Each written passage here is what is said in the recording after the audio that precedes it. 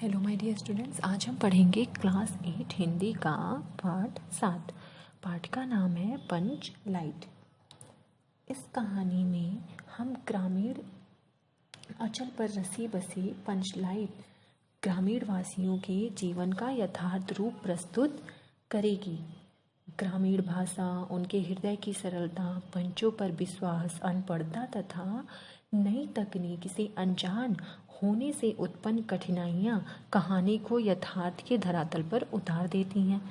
तो बच्चों, पंचलाइट की कहानी कुछ इस प्रकार से है।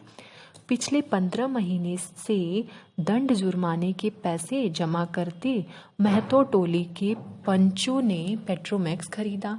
इस बार रामनवमी के मेले से गांव में सब मिलकर 8 पंचायतें हैं। हर एक जाति की अलग अलग सभा चिट्ठी है। सभी पंचायतों में दरी, जाजिम, सतरंजी और पेट्रोमैक्स है। पेट्रोमैक्स जिसे गांव वाले क्या कहते हैं? पंच लाइट कहते हैं। जो हमारे यहाँ पेट्रोमैक्स होता है उसको जो गांव के लोग हैं ना, वो लोग पंच लाइट कहते हैं। पंच लाइट खरीदने के बाद पंचों ने मेले में ही तय किया 10 रुपए जो बच गए हैं उससे पूजन सामग्री ली जाएगी। सारे पंचों ने, गांव वालों ने मिलकर पैसे इकट्ठा किए थे और उसी पैसों का उन्होंने पंचलाइट खरीदा। और पंचलाइट खरीदने के बाद उसमें से 10 रुपए बच गए थे। जो 10 रुपए बच गए थे उससे आप रास्ते में लौटते समय गांव वालों ने क्या डिसाइड किया कि जो 10 रुपए बच गए हैं उसके पूजन सामग्री खरीद ली जाएगी। बिना नेम फेम के कल कब्जे वाली चीज का पुण्य नहीं करना चाहिए। अंग्रेज बहादुर के राज में भी पुल बनाने के पहले बलि दी जाती थी। मतलब कि गांव वालों का कहना ये था कि पंचलाइट को जलाने से पहले हम पूजा पाठ करेंगे। मेले से सभी पंच दिन दहाड़े ही गांव लौटे। सबसे आगे पंचायत का छड़ीदार वो पंचलाइट का डिब्बा माथे पर लेकर, और पीछे सरदार, दीवान और पंच वगैरह ये लोग थे। गांव के बाहर ही ब्राह्मण टोले के फुटंगी छाने टोक दिया। कितने में लालटेन खरीदी है महतो? देखते नहीं है, पंचलाइट है ये, लालटेन नहीं है। पूछा तो महतो ने क्या कहा, आपको दिखाई नहीं दे रहा है? ये लालटेन नहीं है, पंचलाइट है। बामन टोली के लोग ऐसी ही ताव करते हैं। अपने घर की डिवरी को क्या बोलते थे? वो बिजली बत्ती कहेंगे और दूसरों के पंचलाइट को लालटेन कहेंगे। टोले भर के लोग जमा हो गए।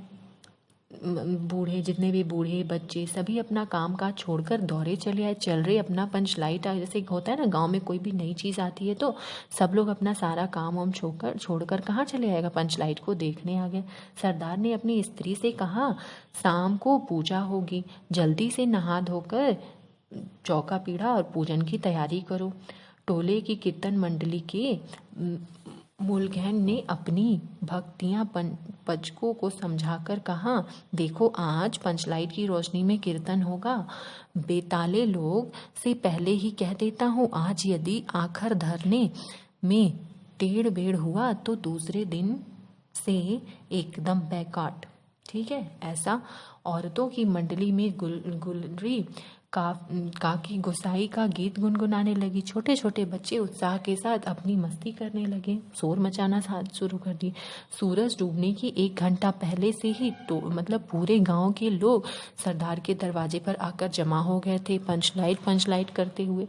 पंचलाइट के सिवा और कोई गपशप ही नहीं थी। मानो उस दिन कोई दूसरी बात ही नहीं कर रहा था। सरदार ने गुड़गुड़ी पीते हुए कहा, दुकानदार से ने पहले सुनाया पूरे 5 कौड़ी 5 रुपया। मैंने कहा, दुकानदार साहब ये मत सोचिए कि हम लोग देहाती हैं, गांव से आए हैं तो बहुत पंचलाइट देखे हैं ऐसा। इसके बाद दुकानदार मेरा मुंह देखने लगा, बोला, लगता है आप जाति के सरदार हैं। ठीक है, जब आप सरदार होकर खुद पंचलाइट खरीदने आए हैं तो जाइए, पूरे 5 कौड़ी में आपको दे रहा हूँ। अब देखो फिर उसके बाद क्या होता है।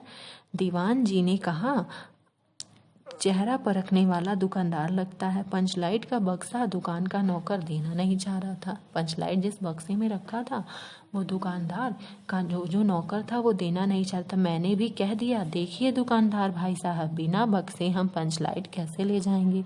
दुकानदार ने नौकर को डांटते हुए कहा, क्या रे, दीवान जी की आंख के आगे धूल एड़ी करता है, दे दे बक्सा। टोले के लोगों ने अपने सरदार और दीवान को श्रद्धा भरी निगाहों से देखा। छड़ीदार ने औरतों की मंडली से में बुलाया। रास्ते में सन सन बोलता था पंचलाइट। देखिए, अब सारी तैयारी हो गई, लेकिन ऐन मौके पर क्या हुआ, लेकिन लग गया। रुदल साहब बनिए की दुकान से 3 बोतल मिट्टी का तेल खरीद कर आया। अब सवाल यह पैदा हुआ कि पंचलाइट जलाएगा कौन। यह बात तो पहले किसी के दिमाग में ही नहीं आई थी, क्योंकि सब पूरे गांव वाले पंचलाइट के आने की इतनी खुशी मना रहे थे कि किसी ने पहले सोचा ही नहीं कि पंचलाइट जलाएगा कौन। अब पूजा की सामग्री चौके पर सजी हुई थी।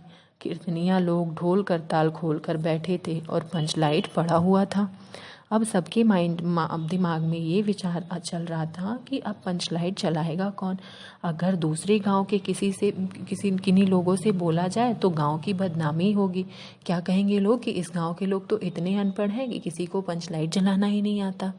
लेकिन फिर सब सोचने लगे कि, और फिर ये भी सोच रहे थे कि पहली बार ऐसा नहीं है कि पूरे पंचायत में मतलब लालटेन सबके पास थी तो सबको पंचलाइट जलाना, लेकिन दूसरी पंचायत के आदमी की मदद से पंचलाइट जलेगा, इससे अच्छा होगा पंचलाइट पड़ा रहे, ऐसा गांव वाले सोचने लगे। और कौन क्या आपस में वो लोग बात क्या करने लगे कि कौन पूरे टाइम ताना सुनेगा कि इन लोग को पंचलाइट जलाना नहीं आता। चारों ओर, क्योंकि ये इज्जत का सवाल था, दूसरे टोले के लोगों से नहीं कहा जाएगा पंचलाइट जलाने के लिए, भले ही पंचलाइट पड़ी रहेगी। चारों ओर उदासी छा गई, अंधेरा बढ़ने लगा। किसी ने आज इतनी ज़्यादा सबको खुशी थी पंचलाइट के आने की कि किसी ने आज अपने घर में दिए तक नहीं जलाए थे। फिर के सामने दिया, पंचलाइट की खुशी के सामने दिया कौन पूछ रहा था। सबने सोचा था पंचलाइट जलेगा तो उसकी रोशनी होगी। अब क्या लग रहा था, अब सबको लग रहा था लाओ सारे किए किराए पर पानी फिर गया। सरदार, दीवान और छड़ीदार के मुंह में बोली नहीं, पंचों के चेहरे उतर गए थे। अब देखिए सब तो दुखी थे। तभी किसी ने दबी आवाज में कहा, कल कब्जे वाली चीज का नखड़ा बहुत बड़ा होता है। एक नौजवान ने आकर सूचना दी, राजपूत टोली के लोग हंस हंस कर पागल हो रहे हैं। कहते हैं कान पकड़कर पंचलाइट के सामने 5 बार उठो बैठो, बस पंच तुरंत जलने लगेगी। पंचों के लोग सुनकर, जो भी यहाँ के लोग थे उन गांव वालों को सुनकर उन्हें बहुत बुरा लग रहा था, लेकिन फिर सोच रहे थे भगवान ने हंसने का मौका दिया तो सब हंसेंगे ही। अगर हम कुछ ऐसा काम करेंगे जिसपे लोगों को हंसी आए तो लोग हंसेंगे ही, उन्हें तो हम नहीं रोक सकते। तभी एक बूढ़े आदमी ने आकर खबर दी, रुदल साहब बनिया भारी बतगड़ आदमी है, कह रहा है पंचलाइट का पंप जरा होशियारी से देना। वहाँ पे गुलरी काकी की बेटी जो मुनरी थी, मुनरी के मुंह में बार बार एक ही बात आ रही थी, लेकिन वो बोले कैसे। वह जानती थी एक गोधन पंचलाइट जला सकता है, लेकिन गोधन का हुक्का पानी पंचायत से बंद है, मतलब यहाँ के लोग उसको पसंद नहीं करते थे।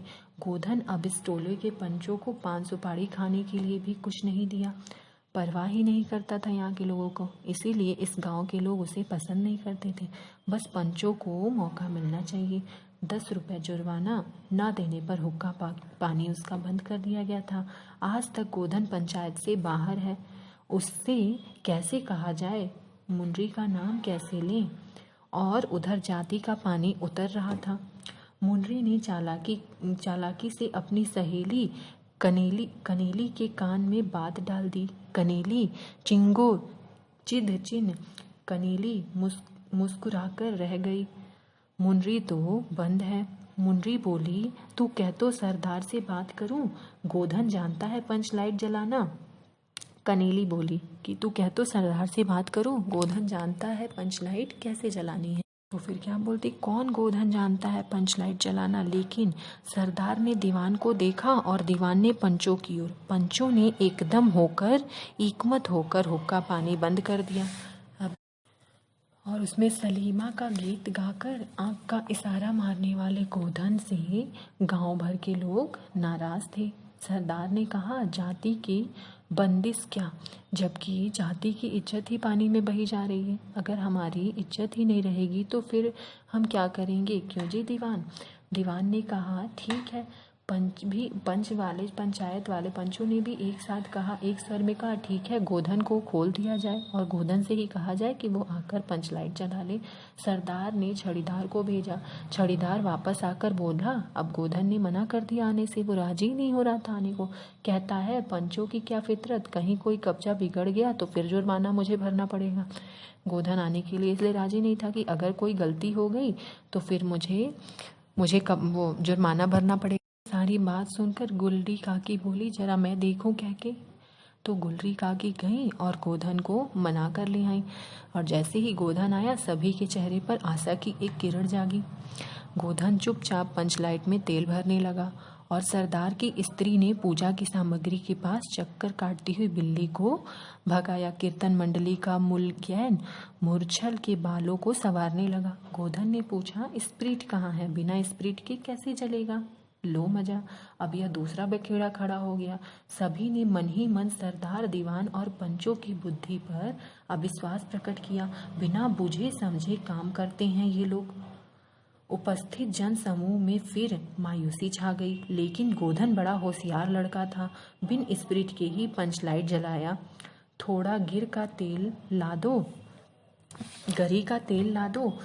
मुनरी दौड़कर गई और एक मलसी गरी का तेल लेकर आई, नारियल का तेल। गोधन पंचलाइट में पंप देने लगा। इस तरह गरी का तेल डालते ही गोधन पंचलाइट में पंप देने लगा। जैसे ही गोधन उसमें हवा देने लगा, पंचलाइट की रेशमी थैली में धीरे धीरे रोशनी आने लगी। गोधन कभी मुंह से फूंकता, कभी पंचलाइट की चाबी घुमाता। थोड़ी देर के बाद पंचलाइट से सनसनाहट की आवाज़ निकलने लगी और रोशनी बढ़ती गई। लोगों के दिल का मैल दूर हो गया। लोगों के दिल में जो गोधन के लिए जो गलत फहमी थी वो ख़त्म हो गई और सबको पता चल गया कि गोधन बड़ा काबिल लड़का है। अंत में पंचलाइट की रोशनी से सारी टोली जगमगा उठी और जो भी कीर्तनिया लोग थे वो एक स्वर में महावीर स्वामी की जय ध्वनि के साथ कीर्तन शुरू कर दिया। पंचलाइट की रोशनी में सभी के मुस्कुराते हुए चेहरे स्पष्ट हो गए और इस प्रकार गोधन, जिससे पूरे गांव वाले नाराज थे, गोधन ने सबका दिल जीत लिया क्योंकि उसने इतना अच्छा काम जो किया था।